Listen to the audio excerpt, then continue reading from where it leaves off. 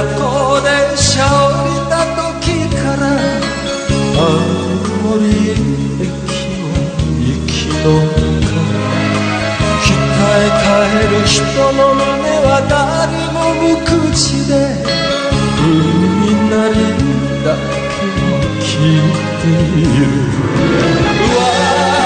私も一人連絡船に乗り、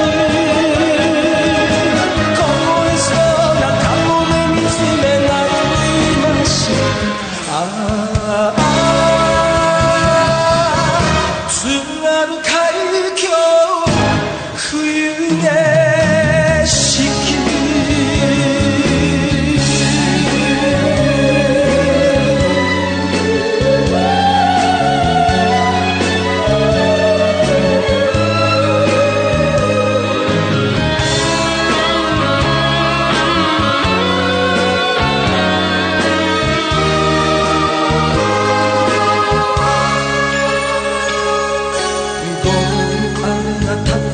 先北の外れと見知らぬ人が指をさす。